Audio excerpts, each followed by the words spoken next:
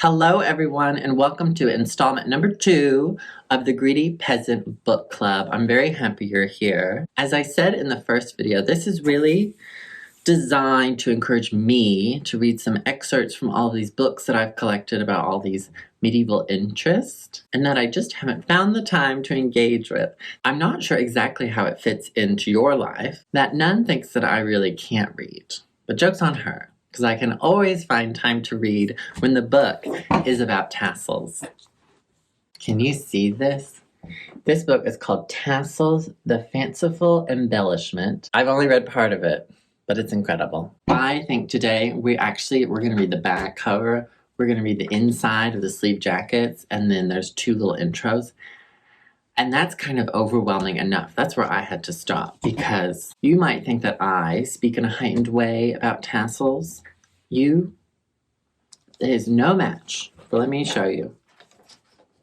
Nancy Welch. Nancy Welch right here.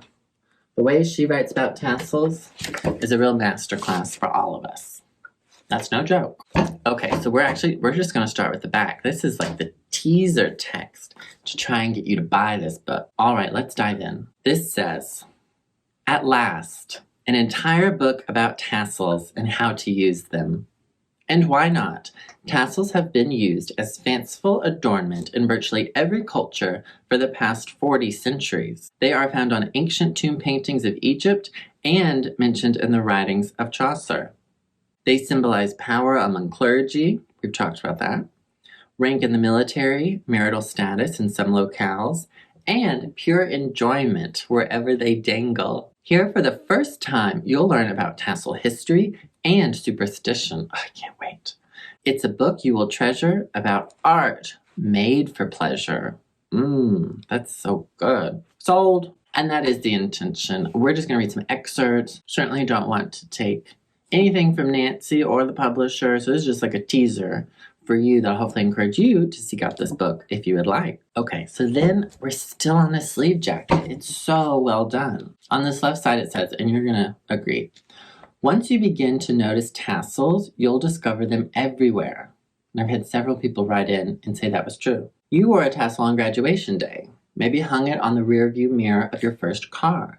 Weren't there a few tassels on your school band uniform? And isn't there always a tassel hanging from the wine list of your favorite eatery? Surely you've seen cheerleaders shake and clap them together at sporting events." That's right. Pom-poms are just big fuzzy tassels, which to me that feels like a bold statement, because I do see them as separate, but I trust this author. It's not as if they haven't done the work, right?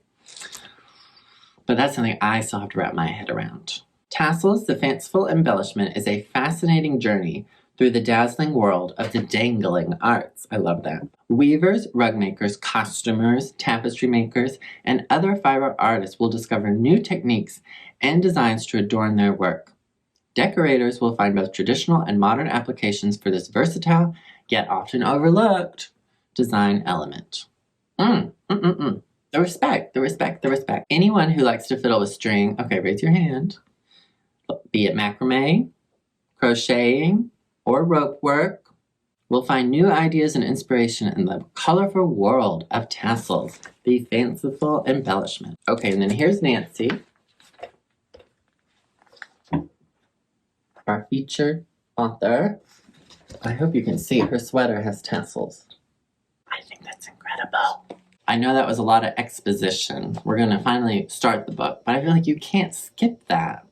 I know we're already sold on tassels, but okay, here's introduction. Have you ever bought something that you really liked, but for which you had absolutely no use? You just knew you had to have it, and now every time you see it or touch it or think about it, it brings you pleasure. Suppose for a moment that this something has existed in one form or another for centuries.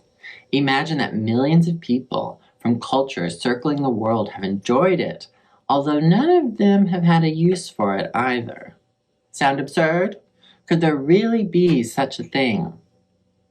Consider the tassel. Ooh, that's good. When I mention tassels, people respond with anything from a blank stare to a giggle, I relate.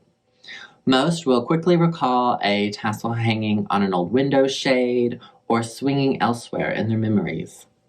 The woman who giggled when I mentioned tassels confided that in her family, a tassel referred to one part of the male anatomy. That took a turn. This certainly adds a new dimension to my premise that tassels are purely for pleasure.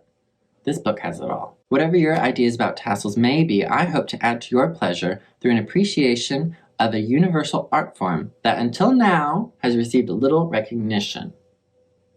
True.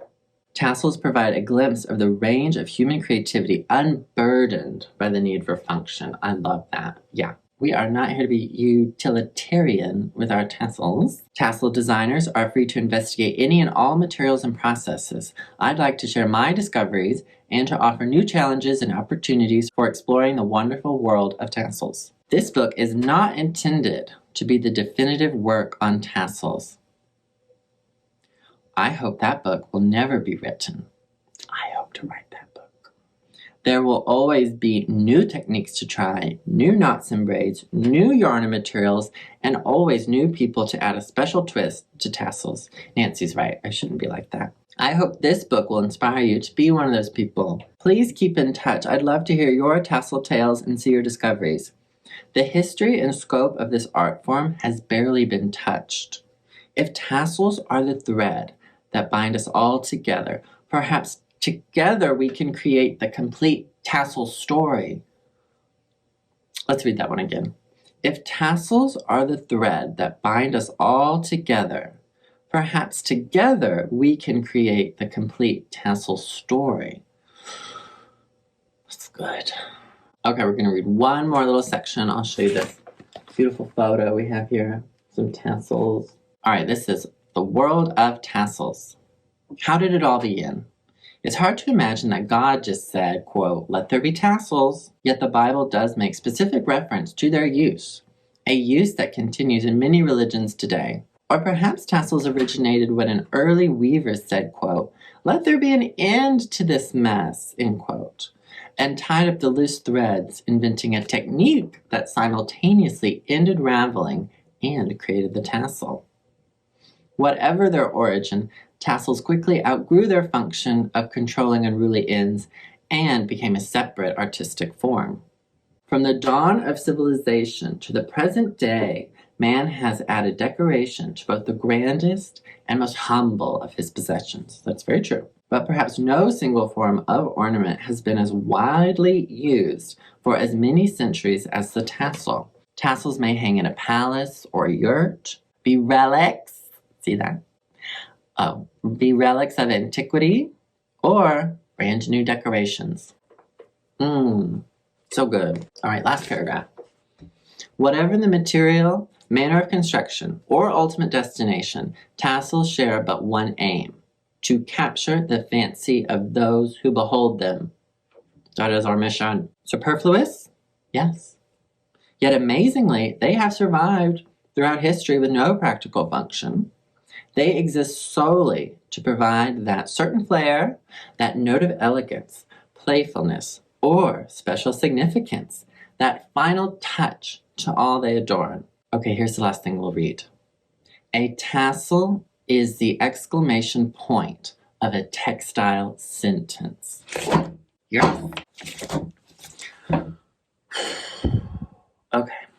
I was quite moved by that, as I hope you all were as well. Thank you for joining me on this installment of the Greedy Peasant Book Club. We'll be back with an excerpt from another book from my piles soon. All right. See you later.